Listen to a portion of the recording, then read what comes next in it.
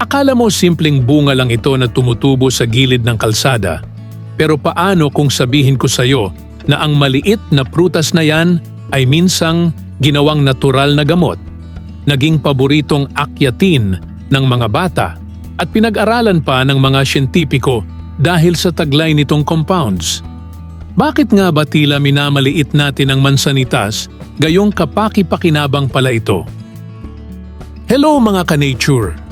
Ngayon, pag-uusapan natin ang isa sa pinaka-nostalgic na prutas sa Pilipinas, ang Muntingia calabura, mas kilala sa atin bilang mansanitas o aratiles.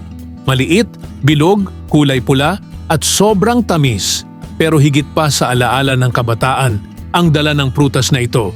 May kwento, may kasaysayan, at may benepisyo na baka ngayon mo lang malalaman. Ang mansanitas ay hindi talaga katutubong halaman sa Pilipinas. Ito ay nagmula sa Central at South America. Pero mabilis itong kumalat sa mga tropikal na bansa dahil sa bilis nitong tumubo. Kaya nitong mabuhay kahit sa mahinang klase ng lupa, sa tabi ng kalsada, bakanteng lote, at kahit sa mainit na klima. Ang punong ito ay tinatawag ding aratiles.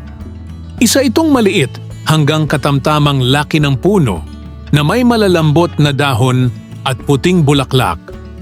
May maliliit itong bunga, kulay berde kapag hilaw pa at kulay pula naman kapag hinog na. Kapag hinog, ang mansanitas ay matamis na may bahagyang caramel-like na lasa. Malambot ang laman at maraming maliliit na buto sa loob. Pero hindi lang ito puro tamis. Ayon sa ilang pag-aaral, ang aratiles ay naglalaman ng bitamina C na nagpapalakas ng immune system. Nakakatulong ito upang labanan ng ubo, sipon, at iba pang impeksyon sa pamamagitan ng pagprotekta sa mga immune cells. May antioxidants din ito tulad ng flavonoids na nagpoprotekta naman sa katawan sa pamamagitan ng pag-neutralize sa mga free radicals na sumisira sa cells at nagpapababa ng panganib sa chronic disease. Ang antioxidants nito ay mahalaga dahil tumutulong ito laban sa oxidative stress sa katawan, isang factor na konektado sa maagang pagtanda at ilang chronic diseases. May taglay din itong dietary fiber. Pinapabuti nito ang digestion, pinapabilis ang pagdumi para iwas sa constipation, at nagpapalambot ito ng dumi. Mayroon din ito ng kaunting calcium at phosphorus na magkatuwang sa pagbuo at pagpapanatili ng matitibay na buto at ngipin, paggana ng muscles at nervous system, at paggawa ng enerhiya sa katawan. Sa ilang bansa, hindi lang bunga ang ginagamit. Pati dahon at balat ng puno ay pinakikinabangan. Pinakukuluan ang dahon nito bilang tsaa para sa pananakit ng tiyan at pamamaga. Ang bulaklak nito ay minsan ginagamit bilang mild antiseptic wash. Kinakain naman ang bunga nito para sa natural na source ng bitamina. May ilang pag-aaral din na tumingin sa antimicrobial at anti-inflammatory properties ng dahon nito.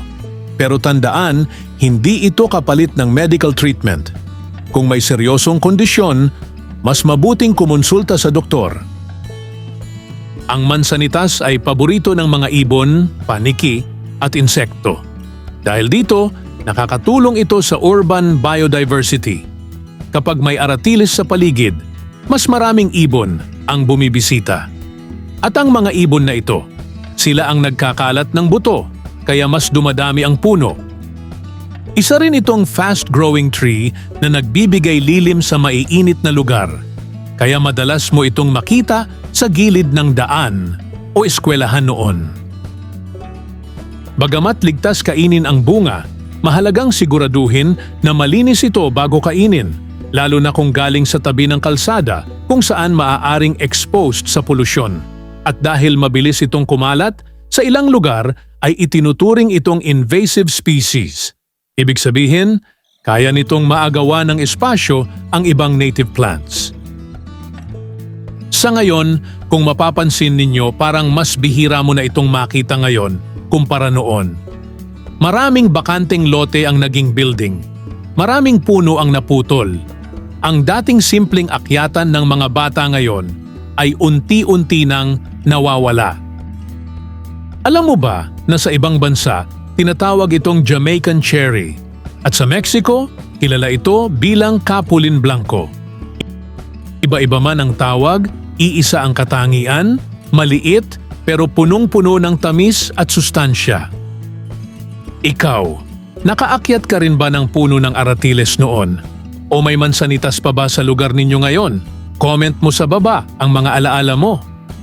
Kung gusto mo pa ng ganitong deep dive tungkol sa mga prutas at halaman na akala natin simple lang, huwag kalimutang mag-like, mag-subscribe at i-share ito sa kapwa mo plant lovers.